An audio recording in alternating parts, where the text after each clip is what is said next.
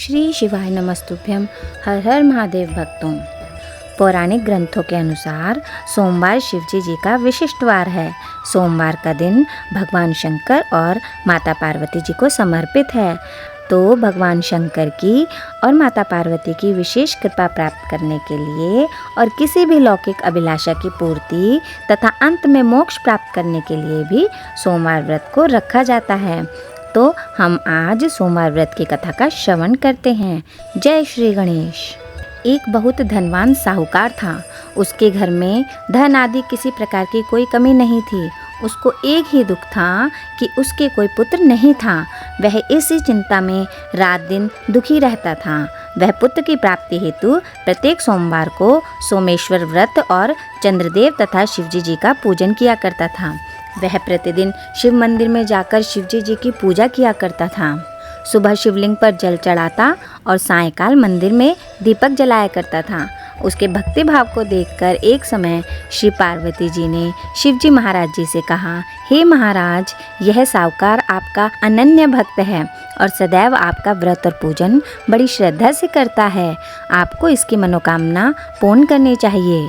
शिवजी जी ने कहा, हे पार्वती, यह संसार कर्म क्षेत्र है।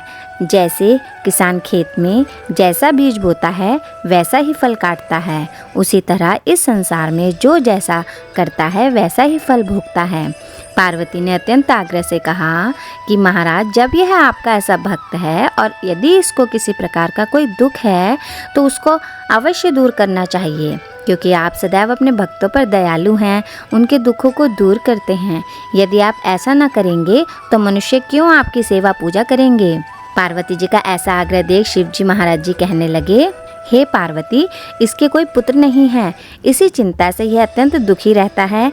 इसके भाग्य में पुत्र न होने पर भी मैं इसको पुत्र प्राप्ति का वर देता हूँ, परंतु वह पुत्र केवल 12 वर्ष तक ही जीवित रहेगा।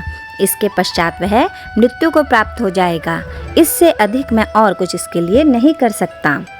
यह सब बातें वह साहूकार सुन रहा था। इससे उसको ना कुछ प्रसन्नता हुई और ना ही कुछ कष्ट हुआ। वह पहले जैसा ही शिवजी महाराज जी का व्रत और पूजन करता रहा।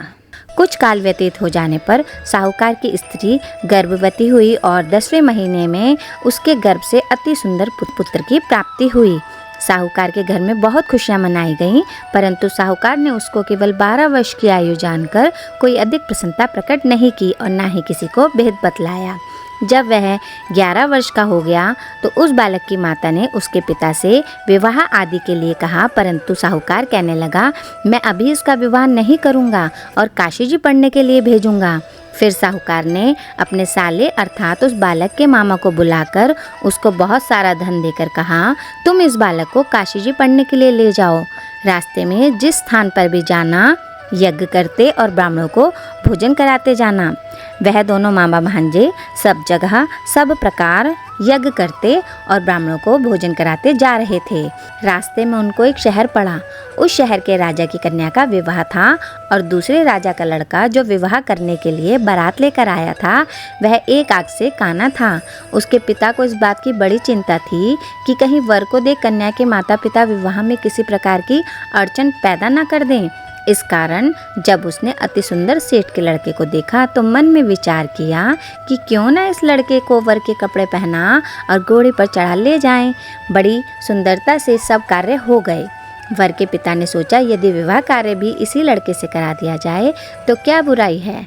ऐसा विचार कर राजा ने लड़के और उसके मामा से कहा, यदि आप फेरों और कन्यादान का काम भी करा दें तो आपकी बड़ी कृपा होगी और हम इसके बदले में बहुत सा धन देंगे। उन्होंने भी स्वीकार कर लिया और विवाह कार्य भी बहुत अच्छी तरह से हो गया। परंतु जिस समय लड़का जाने लगा तो उसने राजकुमारी की चुनरी के पल्ले पर लिख दिया कि तेरा विवाह तो मेरे साथ हुआ है, परंतु जिस राजकुमार के साथ तुमको भेजेंगे वह एक आंख से काना है और मैं तो काशी जी पढ़ने जा रहा हूँ। उस राजकुमारी ने जब चुनरी पर ऐसा लिखा हुआ पाया तो उसने राजकुमार के साथ जाने से मना कर दिया और कहा, ये मेरा पति नहीं है, मेरा विवाह इसके साथ नहीं हुआ। जिसके साथ मेरा विवाह हुआ है वह तो काशी जी पढ़ने गया है। राजकुमारी के माता पिता ने अपनी कन्या को विदा नहीं किया और बारात वापस चली गई। उधर वह सेठ का लड़का और उसका मामा काशी जी पहुंच गए। वहां जाकर उन्होंने यज्ञ करना और लड़के ने पढ़ना शुरू कर दिया। जब लड़के की आयु 12 वर्ष की हो गई, उस दिन भी उन्होंने यज्ञ रच रखा था। लड़के ने अपने मामा जी से कहा, मामा जी आज मेरी तबीयत कुछ ठीक नहीं है। मामा ने कहा, अंदर जाकर सो जाओ। लड़का अंदर जाकर सो गया और थोड़ी देर में उसके प्राण निकल गए। जब उसके मामा ने आकर देखा कि वह तो मुर्दा पड़ा है तो उसको बड़ा दुख हुआ और उसने सोचा मैं अभी रोना पीटना मचा दूंगा तो यज्ञ का कार्य अधूरा रह जाएगा। इसलिए उसने जल्दी से यज्ञ का कार्य समाप्त कर ब्राह्मणों के जाने के बाद रोना पीटना आरंभ कर दिया। संयोगवश उस समय शिवजी पार्वती जी उधर से जा रहे थे। जब उन्होंने जोर जोर से रोने पीटने की आवाज़ सुनी तो पार्वती जी कहने लगी, महाराज कोई दुखिया रो रहा है, इसके कष्ट दूर करो। तब शिवजी बोले, इसकी आयु इतनी ही थी सो भोग चुका। पार्वती ने कहा, महाराज कृपा करके इस बालक को और आयु दो, नहीं तो इसके माता पिता तड़प तड़प कर मर जाएंगे। पार्वती जी के इस प्रकार बार बार आग्रह करने पर शिवजी जी ने उनको वरदान दिया और शिवजी जी की कृपा से लड़का जीवित हो गया। शिव पार्वती जी कैलाश चले गए। कुछ दिन बाद लड़का और मामा उसी प्रकार यज्ञ करते हुए अपने घर की ओर चल पड़े। रास्ते में उसी शहर में आए जहाँ उसका विवाह हुआ था। वहाँ पर आकर उन्होंने यज्ञ किया। लड़के का ससुर यज्ञ में आया, उसने लड़के को पहचान लिया और अपने महल में ले जाकर बड़ी खातिर की। कुछ दिनों बाद बहुत से दास दासियों के सहित आदरपूर्वक लड़की और जमाई को विदा किया।